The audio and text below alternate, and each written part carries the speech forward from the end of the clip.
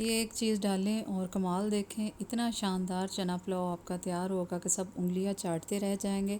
बिस्मिल्लाहिर्रहमानिर्रहीम, अस्सलाम वालेकुम। कैसे हैं जी आप सब? आई होप सब ठीक ठाक होंगे, खुश होंगे और अल्लाह ताला आप सबको हमेशा खुश रखे। तो जनाब आज बन रहा है बहुत ही मज़ेदार चना पुलाव और इसमें ये एक चीज़ डाल के आप शानदार सा चना पुलाव बना सकते हैं। आप भी रेसिपी को एंड तक देखें और मेरे साथ रहें, आप भी इंशाल्लाह बहुत ही मज़ेदार इस तरह पुलाव बना सकते हैं।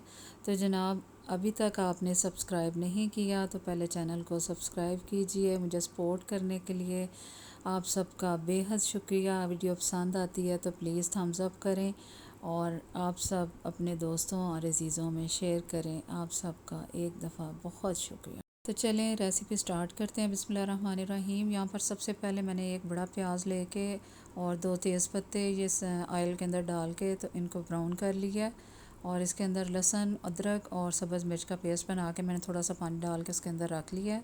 और जैसे ही प्याज हमारा ब्राउन हुआ है तो मैंने उसके अंदर ये सारी चीज़ें डाल दी हैं और टमाटर डाल दी हैं। इसके साथ मैंने सुरख मिर्च डाल दी है, खुश्क धनिया डाल दिया है, थोड़ा सा ज़ीरा और बिरयानी मसाला जो है वो मैंने इसके अंदर थोड़ा सा डाल दी है। इस पैकेट में थोड़ा सा कम था तो मैंने मज़ीद दूसरे पैकेट में से खोल के उसमें से थोड़ा सा और डाल दी है और अपने चावलों के हिसाब से आप लोग भी इसमें शामिल कर सकते हैं। और अब आ गई है जी बारी उस ख़ास चीज़ की।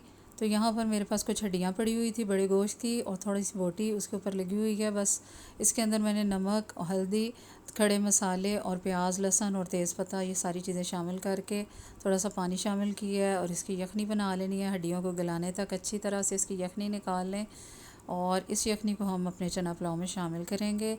हड्डियों को इसमें से निकाल देंगे ताकि हड्डियाँ जो है वो मुंह में ना आएँ और तंग ना करें। और यहाँ पर अब मेरा मसाला अच्छी तरह से भून लिया मैंने और ये हड्डियाँ जो थी उनके ऊपर जो बोटी लगी हुई थी वो मैंने निकाल लिया और इसको मसाले के अंदर शामिल करके अच्छी तरह से भून रही हूँ। थोड़ा सा इसको भून लेंगे तो इसका जायका और फ्लेवर ज़्यादा अच्छा हो जाएगा, मसाले के अंदर रच जाएगा।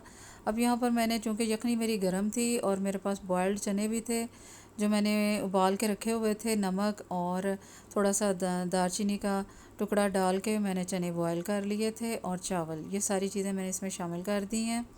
और जैसे ही पानी खुश्क हुआ है तो मैंने दम लगा दी है और यहाँ पर देखें माशाल्लाह से 15-20 मिनट हो गए मुझे दम लगाए हुए।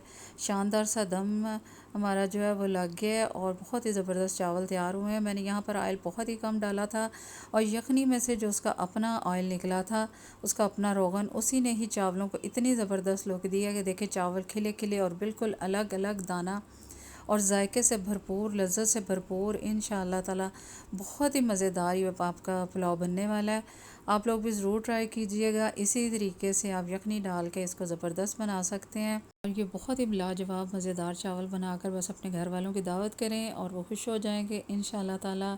अल्लाह हाफ़िज़।